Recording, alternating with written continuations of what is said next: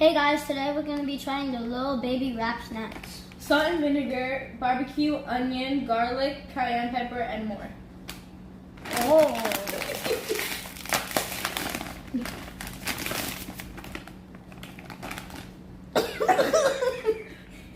They went heavy on the vinegar. Well, they were heavy on the vinegar, but I don't really like it, so we're going to try it now.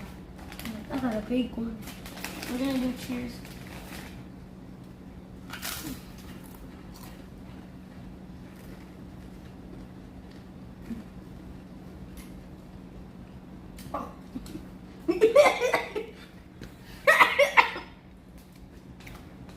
It's alright.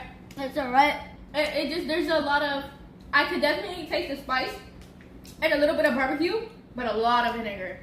What rap snack Should we do try next? next?